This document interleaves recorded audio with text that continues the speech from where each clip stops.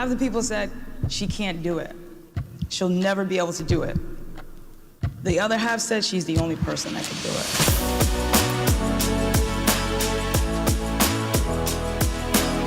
When I opened the first women's boxing gym in New York City, I thought about what I needed and that it wasn't there when I needed it. I don't want to see any young deaf children facing the same kinds of barriers that I faced. I want to break these barriers down and clear the way.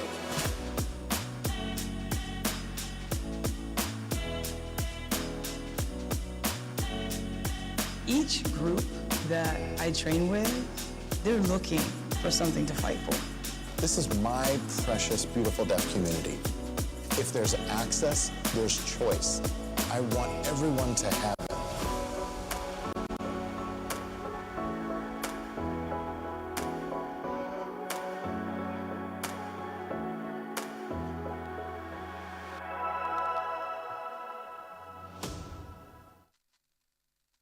As you can see, was essentially an advertising campaign. It's really driven by beautiful human-led stories that deliver an emotional response. And of course, underneath a lot of advertising today, and what is underpinning it, is the belief that the world must be more sustainable. In a major study that we partnered with Global Web Index, including markets such as US, UK, India, and China, found that 76% of people believe companies should take the lead on sustainability issues related to their area of expertise. 63% want brands to be socially responsible and support communities. 59% will pay more money for eco-friendly products. But it goes beyond sustainability. A similar study found that customers now expect us to have a key focus on diversity and inclusion. 78% agreed that diversity and inclusive companies are more likely to make better, bolder decisions to make the world a better place. And 80% consider a brand's D&I efforts when purchasing a product or service. 74% believe brands should include a concept of diversity and inclusion in their marketing and advertising strategies.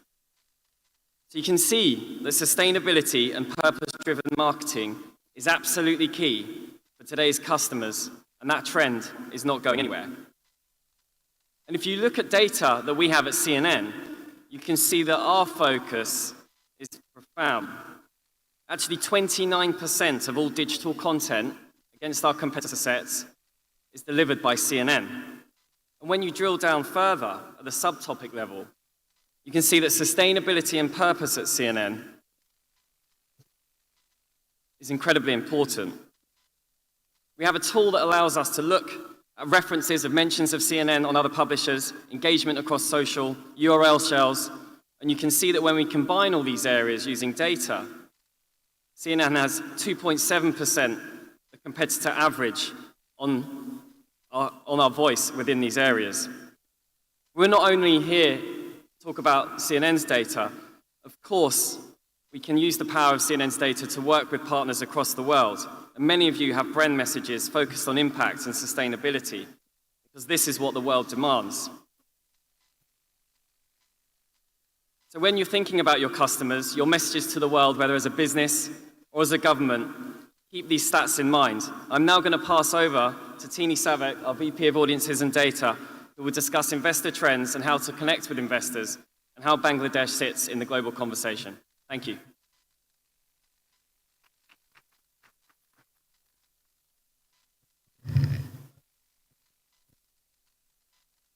Hello, everyone.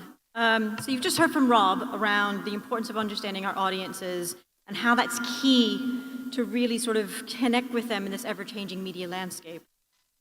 With the increase of technology, data, and connectivity, we're seeing a higher expectation of audiences in terms of the content that they're consuming. They have lower attention spans, so the ability for people to understand audiences allow us to really connect with them in a new way. More than ever before, the most valuable asset any company has is their audience, and the learnings that you can get and gather from their behavior, their interactions, and why they're actually working with you. At CNN, we put our audience at the heart of everything that we do. And like any relationship that you have, you can't build trust unless you understand both individuals and you're trying to communicate with. And this means understanding your audiences beyond demographics, but really understanding them as people. So if we look at our audiences and we want to get into the mindset of an investor, we've built a number of strategic partnerships over the years that allow us to really build out a 360 view of our audience, understanding what their interests are, their attitudes, their values. We look at what platforms they're engaging with, what devices they're using, how they discover content, and more importantly, where they want to find and discover brands and countries, and what they're talking about and who they're following on social. So if we look at the investor group that we have, they're responsible and involved in FDI investment within their companies. 56% of them are responsible for budgets of over $1 million, and 44% work in companies with over $100 million in revenue. Nearly 8 in 10 agree that the green supply chain and ethical sourcing will become an even greater criteria for how they're making decisions in their future. This is also a very tech-savvy audience, and they see technology as a huge factor of growth within their company, and 79% are actively seeking the latest technology developments within their business. This is also an audience that's constantly learning and like to stay up with digital and digital transformation trends. They're more likely than the general population to show an interest in the latest technology like NFTs or blockchain, metaverse, artificial intelligence, and robotics. And lastly, they consider TV to be a reliable source of information. And when speaking to this audience, they really want content to draw on their emotions and address their concerns that they have. So the key bit around here is understanding that we're not just the masses, but that there's actually a profile and an audience behind it. The second piece is really understanding that not all investors are created equal. So if we look at this audience segmentation, we think about audiences as extremely unique, and it's imperative to know that not every single audience is created equal.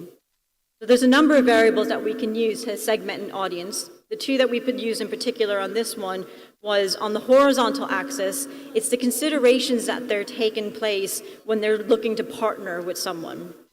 And so that might be whether they're looking to do cost control, whether it's around quality and reliability, or whether they're really looking at the ethical sourcing.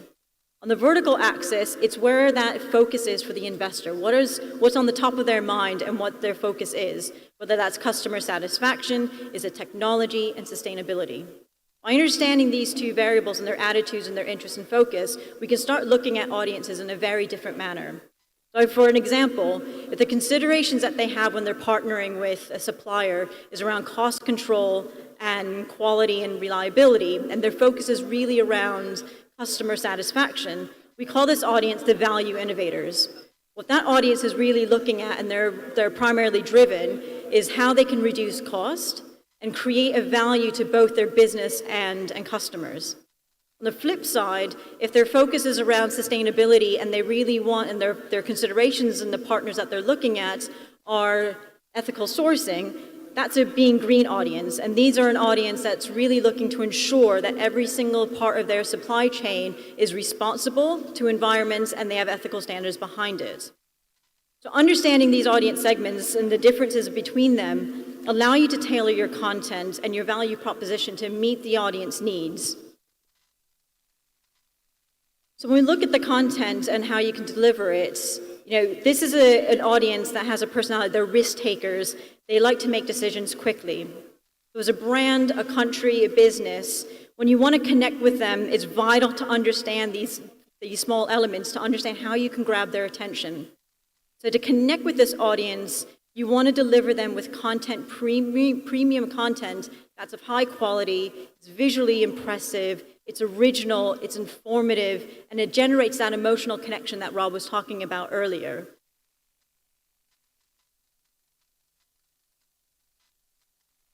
So when we think about how we create a connection, Rob really spoke about the power and the need to create connections. And using a technique that we've just onboarded around memory network analysis, we wanted to really better understand how content can actually shift the perception and which perception statements correlate with driving someone to think differently or to do something differently. So let's start at the beginning. So this is a little memory mapping exercise in terms of how do you drive considerations, whether that's a brand, whether that's a business, whether that's a country. Let's start at the top and work our way down through there. The two main drivers that we found that help drive towards consideration were respect and driving someone to want to learn something more. The lines that you see are actually correlations between those metrics in terms of driving the top one, which is consideration. The next part that we wanted to look at was actually all the perception metrics that sit underneath that. So in order to drive consideration, respect, and getting someone to learn more about a brand, there were a number of other elements that you needed to drive with your content. The key one in this was that shared values that Rob spoke about earlier. Connecting with an audience, connecting with their values and their beliefs, whether it's as a leader, whether it's as a business, whether it's as a country. And when we found that, that not only drives respect and inspires you to learn something more, but it also challenges your preconceptions. It makes you want to do something different. In order to drive brand respect, we saw it was really around that audience understanding and building trust, building that credibility and really understanding the nuances of an individual. And to get someone to learn something more, you wanted to treat that person with respect. Their data that you're collecting around them, treat their insights and their interactions with you in a different way. And they also want to sort of help you, give them that information to help them think differently about something. This mind map is a little bit crazy, but it allows us to really unpick, if we're trying to motivate and inspire and inform someone, what levers that we need to sort of move on there. So now that we've looked at the mindset of an investor and how we can connect with them, I want to shift gears slightly and look at some of the impacts and the shifts of these investors and where they might be looking to look into invest. We've heard this whole entire afternoon about the disruptions and shifts that are impacting the FDI investments and the trends that we're seeing. The first one and the foremost is COVID-19. And the supply chain issues that initially were caused by COVID are still lingering today. And we're seeing this disruption in supply chain across a number of industries, whether that's your breakfast cereal, to steel, to semiconductors, to everything. We're seeing that the need to sort of regionalize, shorten, and get that resilience of supply chain is at the forefront of a lot of businesses' minds and investors' minds. The second key trend that was touched upon in the panel was the impact of the Ukraine and the Russian invasion of Ukraine. And there have been a number of impacts from this, but the particular one has been the acceleration and the focus on renewable energy. In FDI terms, renewable energy is going to be one of the few sectors that are going to see growth in projects over the next 3 years. So this is an area that's definitely going to grow and accelerate and increase in speed. The third factor that we see is the risk of recession. The IMF predicts that there will be 20 countries that will have less than 1% real growth in GDP in the next year. This is phenomenal when you kind of think about where things are going, and when you think about an investor, they want that stability, they want that assurance. So the opportunity that we see here for the countries that have been growing, like Bangladesh, who has seen growth since 1993, this becomes an opportunity for that growth and that investment. And the last has been the big tech layoffs. There's been across the 5 big tech platforms, there have been layoffs that have been around there. But despite these layoffs, this will be a key sector and will lead FDI in terms of key projects in areas like AI, blockchain, cloud computing, cybersecurity, Internet of Things. So that's why, as we look at sort of the impacts and the trends over the last 3 years, the key thing is, as we look at 23 and beyond, there's 3 shifts that are really, and forces that are going to shape the new world of FDIs, let's call it. The first is sustainability. Specifically here, I'm talking about renewable energy and sort of energy transition. This is going to continue to be the largest recipient of FDI over the next 5 to 6 years. E-mobility is going to be another area of renewable energy and energy transition that's going to boost the automotive sector. And lastly, we're seeing the rise of sustainable living. And so there's room for even more innovation in this area as we consider the alternative to meat and other products and growing in agriculture. The digital economy, which was talked about in large length in the session with Richard Quest, is another rising area that's had a disruptive and positive force on FDI, especially around digital infrastructure, cloud computing, and e-commerce. The communications sector, for example, is the second largest recipient of FDI investment in 2021, largely driven by software and IT. The last force that we see as being part of the new FDI is going to be around supply chain. Whilst there's been a number of shocks in the supply chain, as mentioned earlier, semiconductors and electric vehicle batteries are two areas of growth as producers look to relocate closer to their end consumers. These are major shifts that are happening in terms of FDI and the global trends in terms of where sectors and everything are going. I want to now shift into Bangladesh and how it's been an inspiring story of development. This conference and summit up to date, up to now, has been all about this in terms of where Bangladesh is going, where it's come in the last few years, and where it's going into 2041. Bangladesh is the second largest economy in South Asia and has been constantly growing since 1993. As the Prime Minister spoke earlier, Bangladesh's resistance and resilience to COVID has been phenomenal. Where many countries saw declines over 2020, Bangladesh continued to see growth and is forecasted now at a 7.2% ahead of the regional average of 5.9% in terms of economic growth. But that's up until now. If we look forward until 2027, the IMF forecasts Bangladesh's purchasing power to increase by nearly 80% above the rest of the countries similar to Bangladesh right now. The speed at which Bangladesh is growing is incredible. And it's not just from the traditional sectors and categories like garment manufacturing or agriculture, although my suit, I have to say, is a testament of Bangladesh's impact and presence on the London high streets. What we're seeing is a new Bangladesh, the new smart Bangladesh, and the vision as we look at 2041. So what we've done is we've onboarded a new media and social intelligence tool that really allows us to better understand the audience and the brand conversation in social, what the sentiment is, the key topics, what they're talking about, the trends, what's on top of their minds. So what I wanted to do is actually look at Smart Bangladesh and the pillars that sat underneath that. So looking at smart economy, I wanted to look at the conversation around terms like sustainable economy, economic development, data-driven economy, modern economic development. We looked at the smart governments, which was around connected governments, transparent governments, investment-friendly, a world-class infrastructure. We looked at smart society as a third pillar, which encompassed terms like inclusive society, sustainable future, an innovative society, a quality of life, reduction in carbon footprint and wastage. And the last pillar we looked at was smart citizens.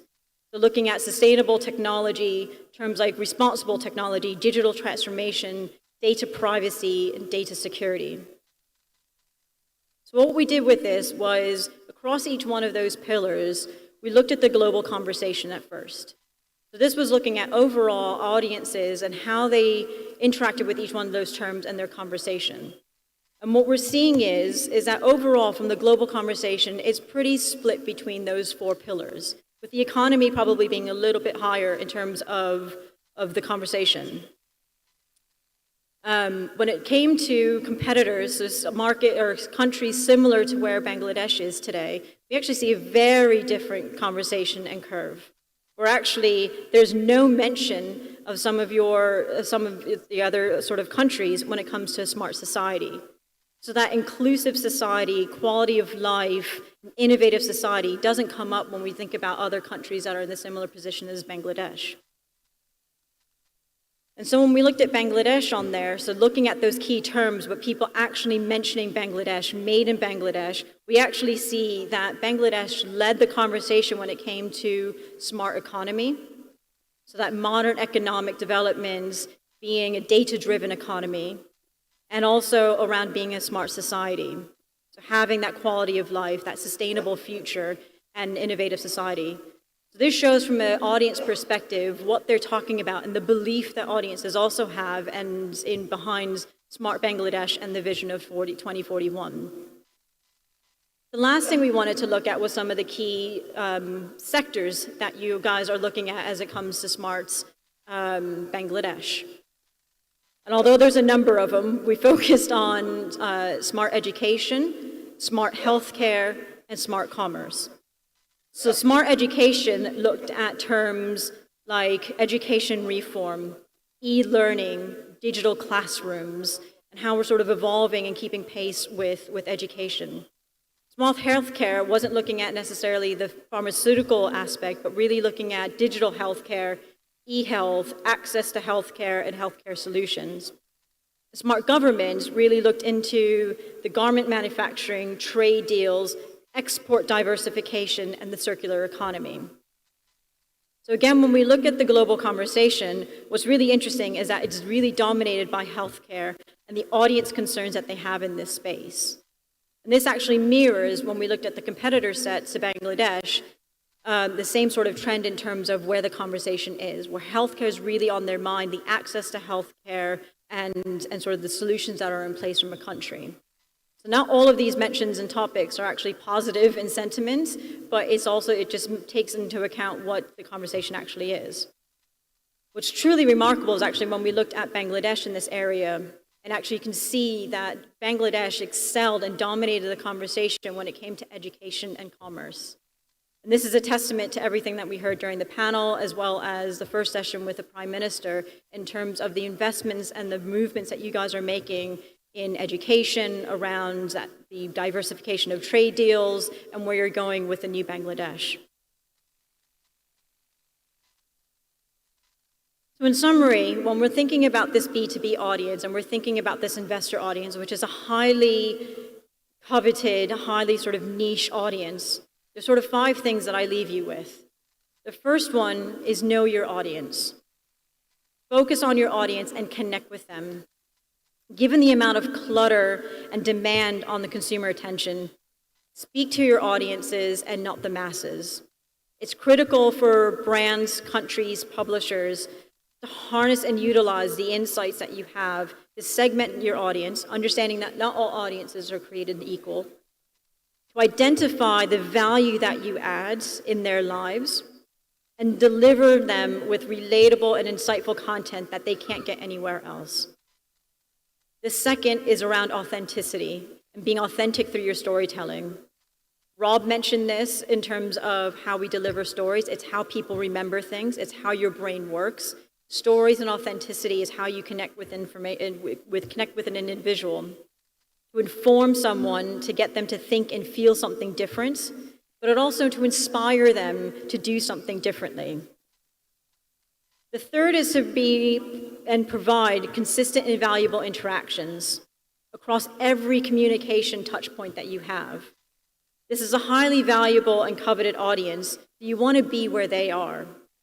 And TV, as well as social and digital, are a great way to sort of connect with them with different sort of formats and content. So balance that snackable content to grab their attention with longer form content that they might find on TV. The fourth point is around acting with intention and delivering on your promise. Trust is a key element in creating connections. Match your message to the DNA of your company or your country.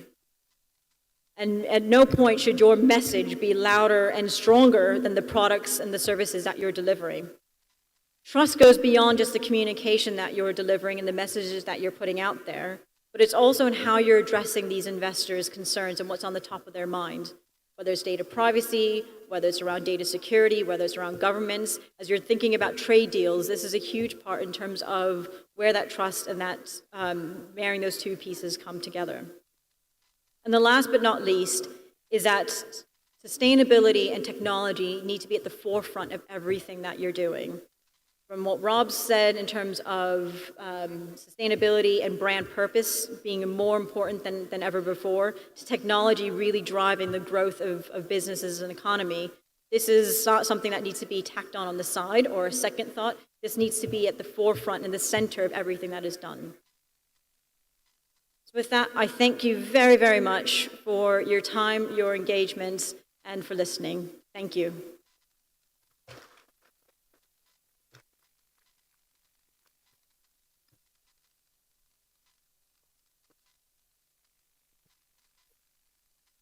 Thank you, Rob and Tini, for your presentation. And now, for our final session of the day, Bangladesh Growth Story, what is the future roadmap? Ladies and gentlemen, please welcome back to stage Richard Quest, anchor, correspondent, and CNN business editor at large, and our esteemed panelists, the Honorable Dr. A.K. Abdul Momen, Foreign Minister of Bangladesh, and the Honorable Mr. Tipu Munshi, Honorable Commerce Minister of Bangladesh. And definitely Richard Quest is always there. Thank you, sir. Thank you. Right. Well, when I said I was going to do a few selfies, little did I realize what I was in for. We'll try and do some more before I leave here today. We have, please, ministers, sit down. Sit. So, do your photographs and then vacate. Should have microphones next to you. You don't have any microphone. Can we have some microphones, please, for the distinguished guests?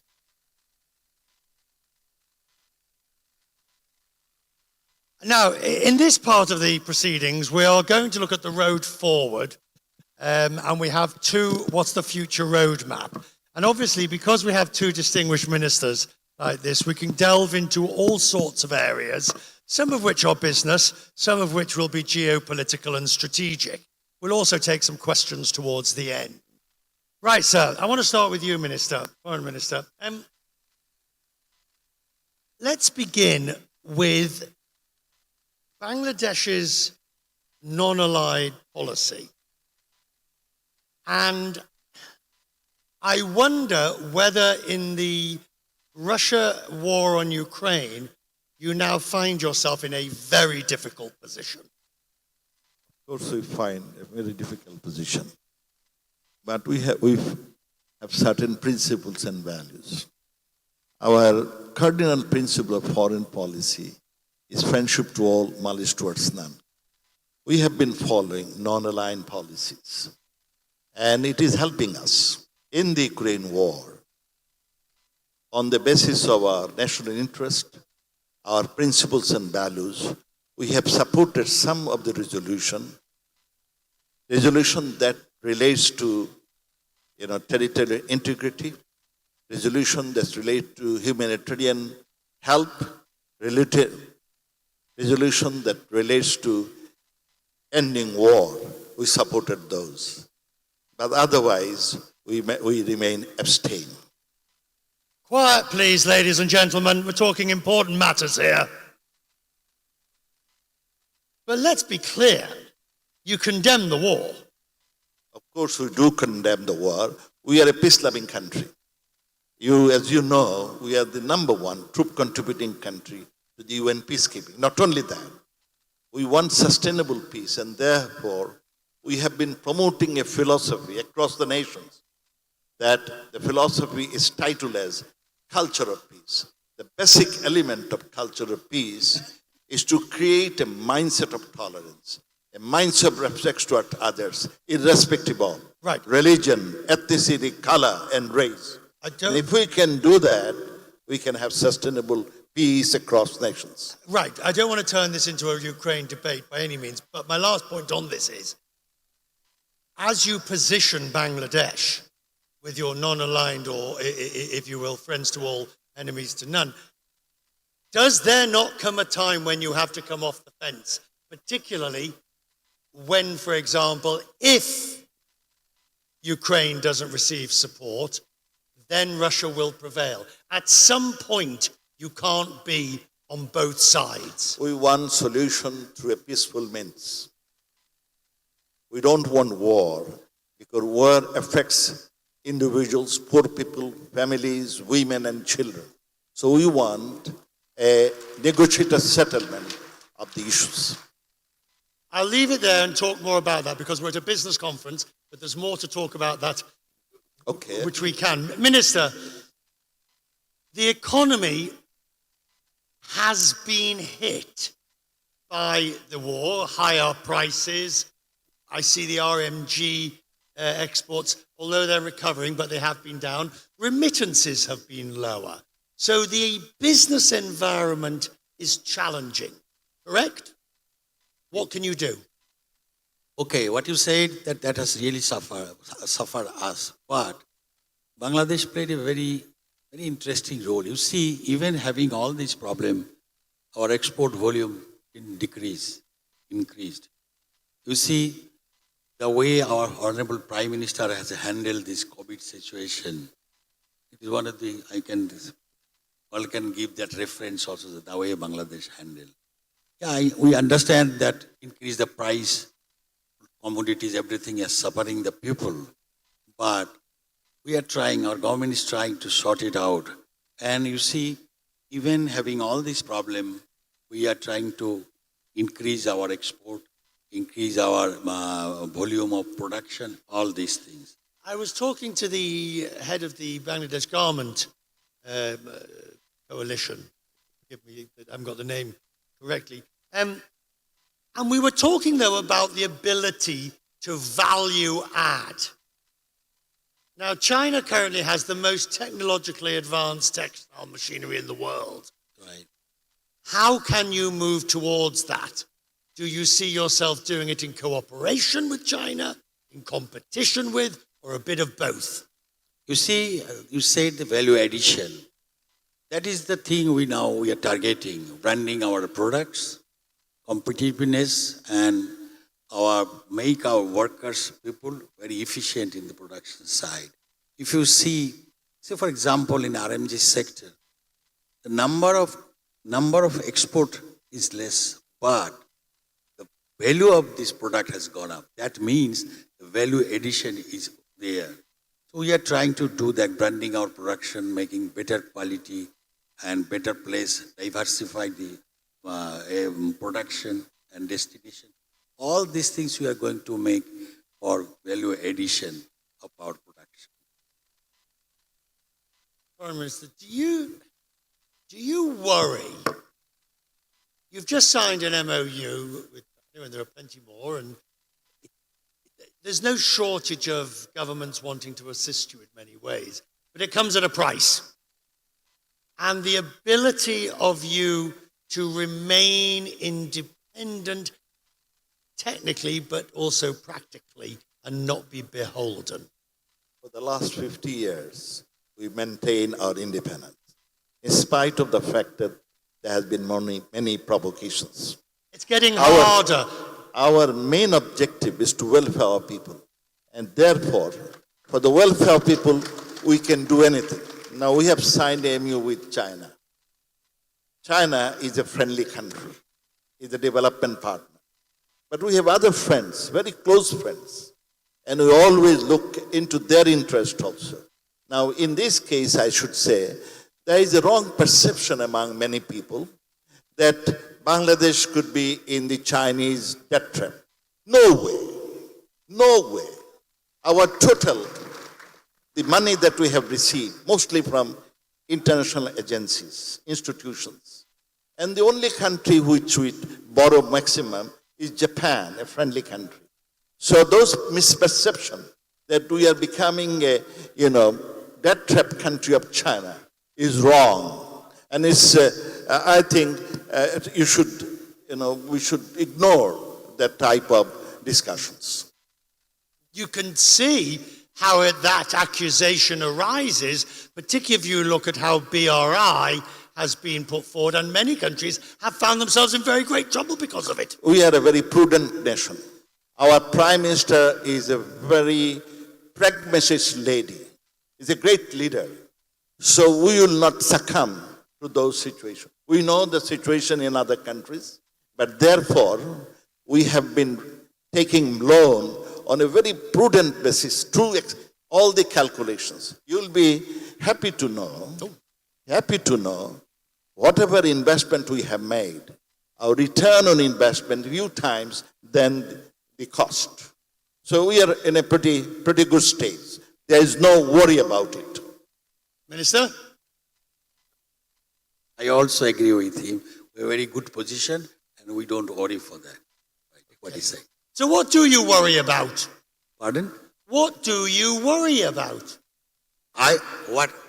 You see, one thing I am personally that the war, Ukraine and Russian war has made us little bit of worriedness. Otherwise, we have a wonderful demographic dividend.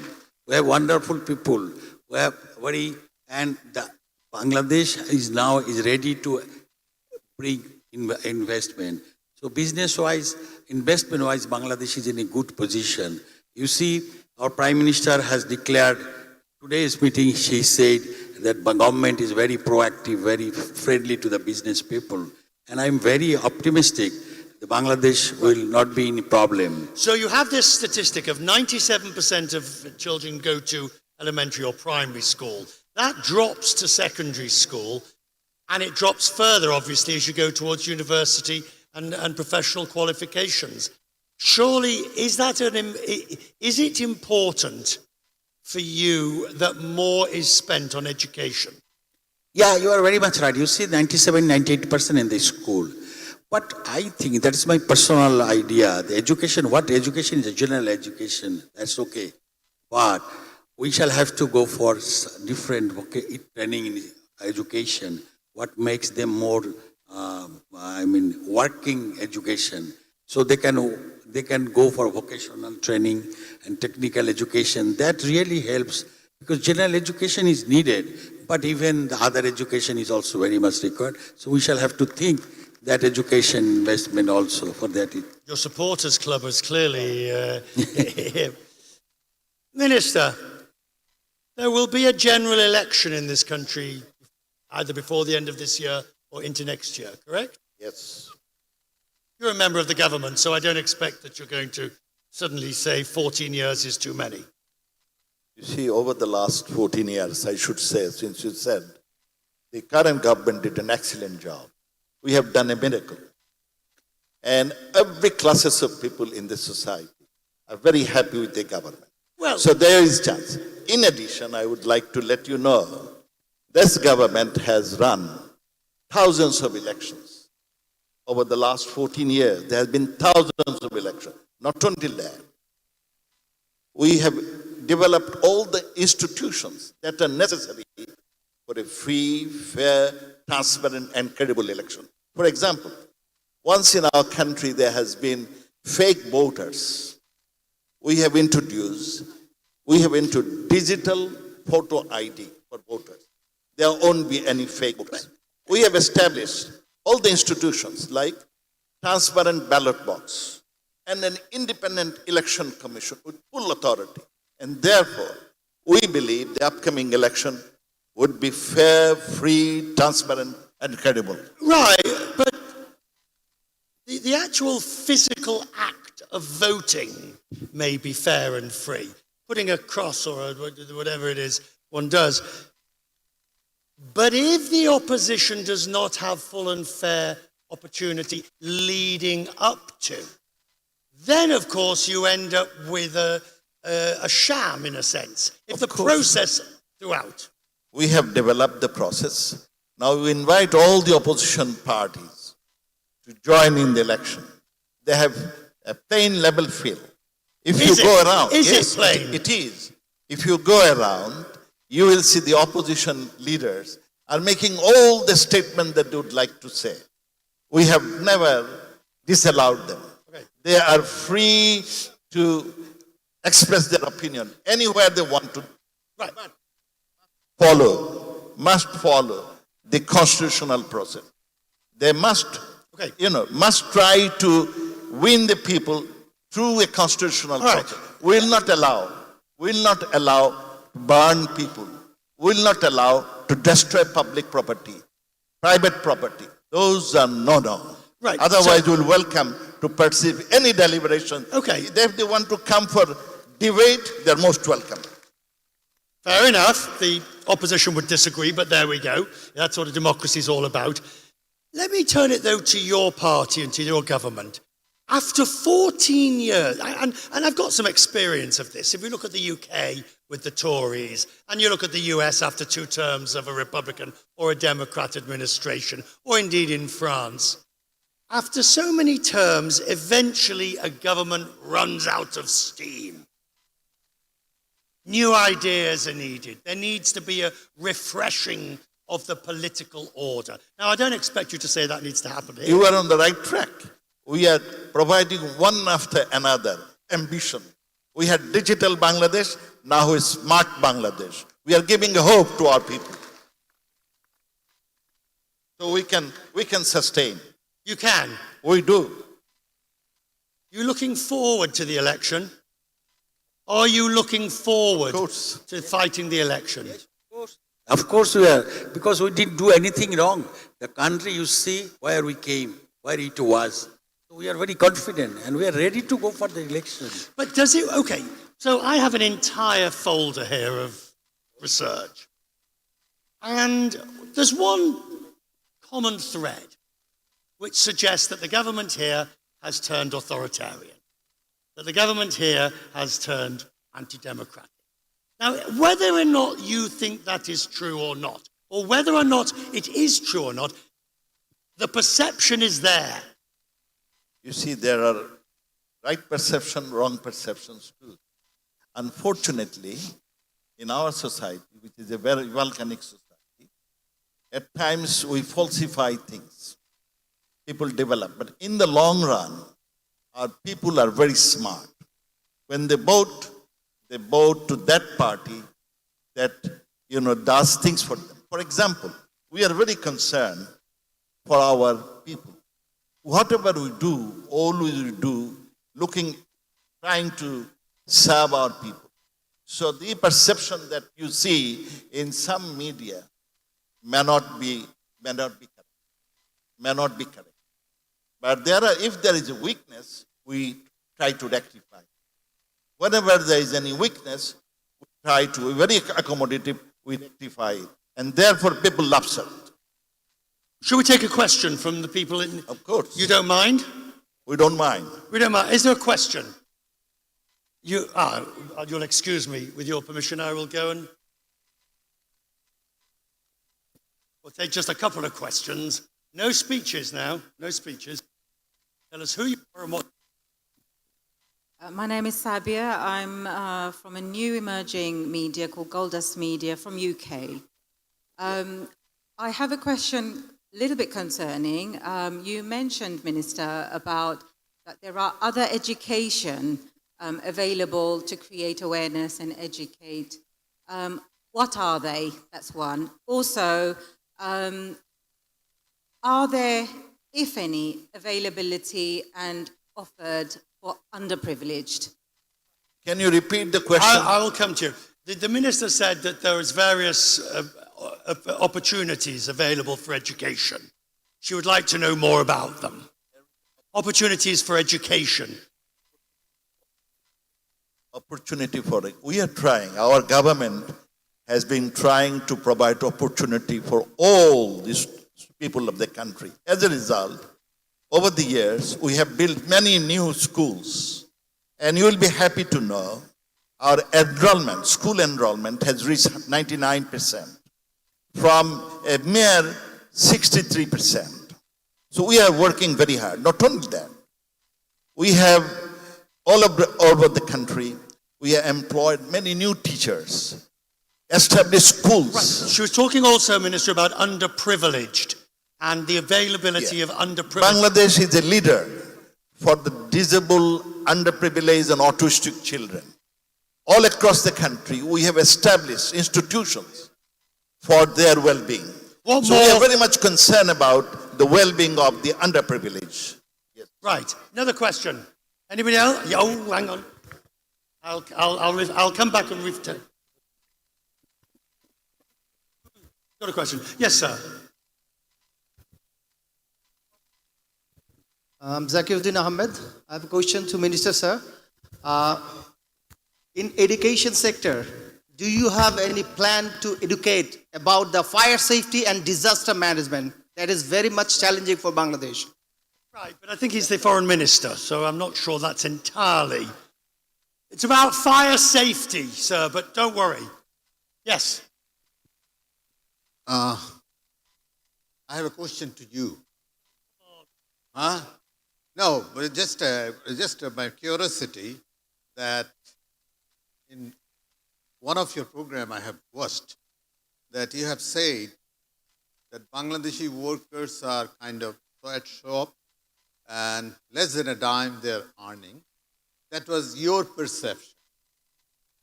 Do you know presently the progress has been made in Bangladesh in terms of labor rights, in terms of integrity of structural integrity, fire safety, and all these things? I'd be happy if you know that. Thank you. I do know that because I've been told it whilst I'm here. I'm also informed about the number of employees that work in the informal economy that may not be covered by those things. So, sir, I suggest before you try to turn it on me, any more, exactly, still a developing country. Next question.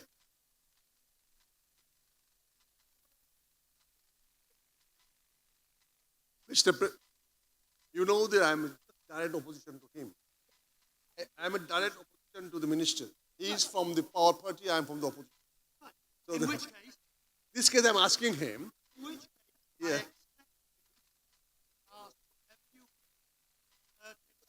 Oh, sure. Okay. Mr. Minister, may I humbly request or know from you, in the last election in 2018, you had arranged it night before the day of elections. Are you going to do the same again in the next election? Thank you, sir. There's one thing I'm not going to do. There's one thing I'm not going to do is enmesh myself into the domestic politics of Bangladesh. Don't worry. No.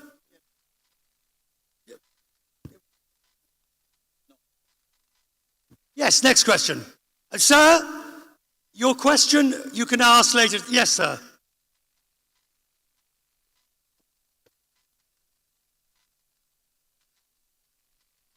Tell us who you are and what's your question.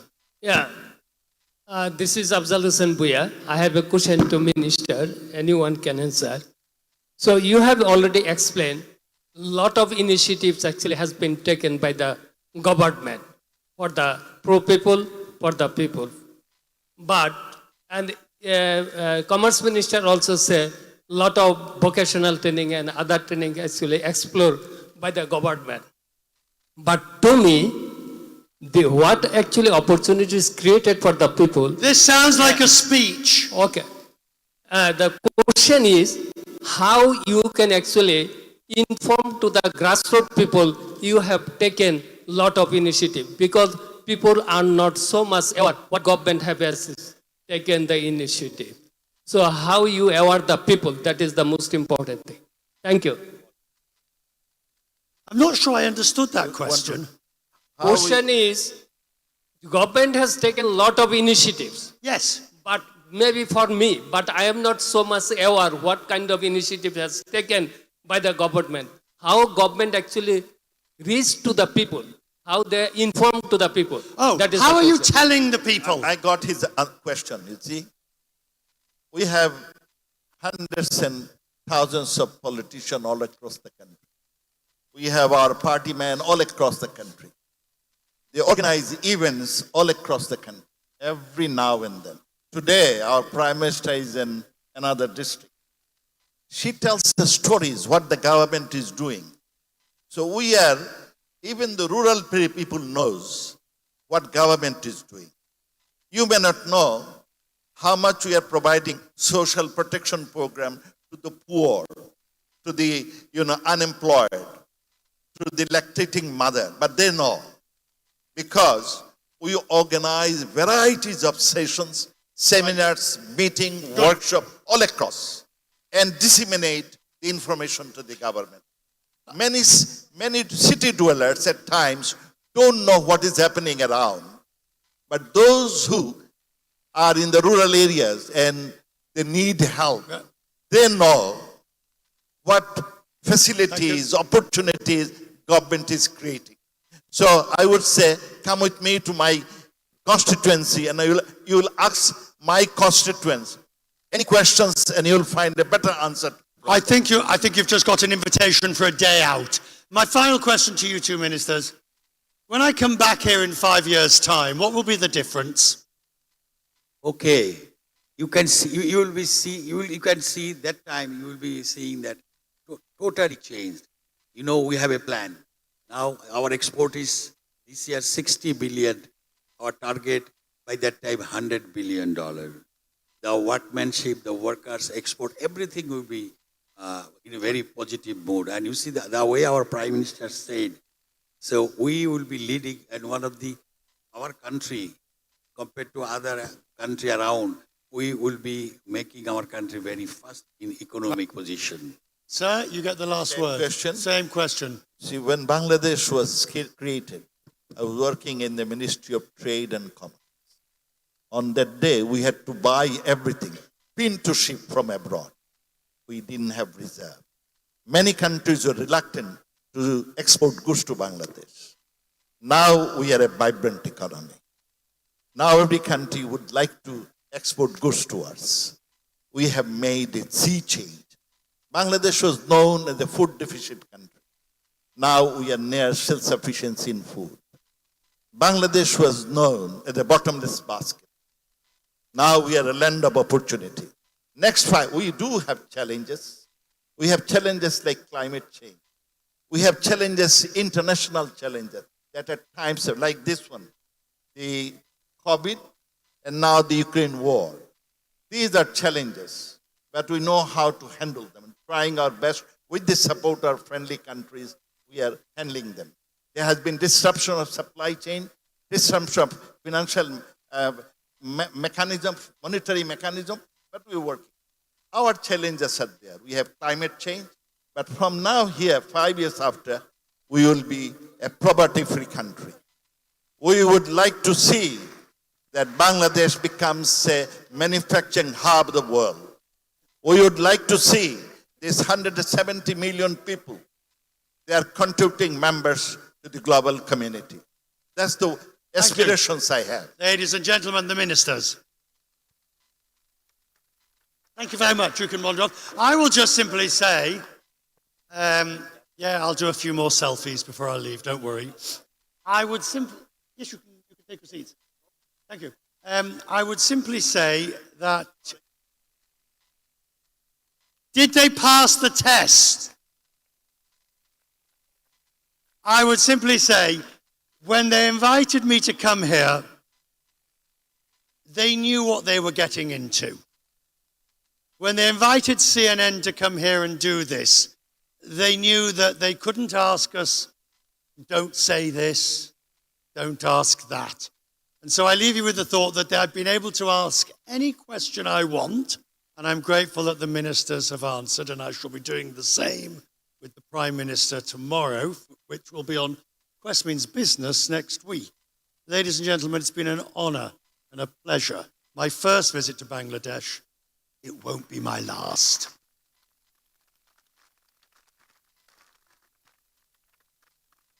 I don't know what happens next, but I'll take a few selfies. Still interested in selfies? Oh my God, Richard.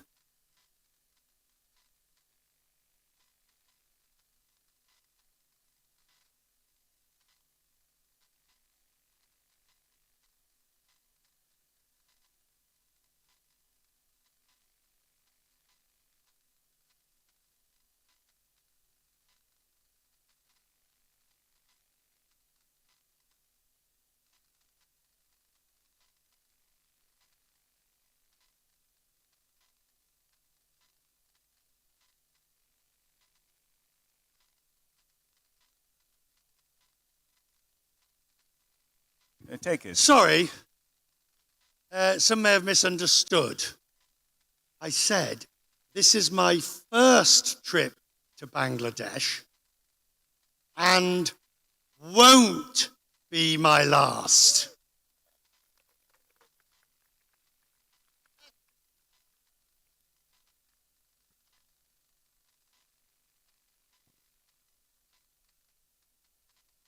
Yes, Richard, this won't be your last. You'll be coming again and again and again to Bangladesh to see more and more prosperity of this country. And we know that CNN, through you, would show more positive stories about Bangladesh. Thank you very much, ladies and gentlemen. That brings us to the end of the session for today. Now we'll watch an AV. Some see just people. Some just see a land. We see opportunity. We see development. We see bridges, infrastructure, and power. We see millions of lives shining on for billions of lives. We see a nation full of promises and surprises. Bangladesh is one of the fastest growing economies in the world, owing to economic and political stability. Thanks to the Honorable Prime Minister Sheikh Hasina's vision to become an upper middle income country by next decade and a developed country by 2041.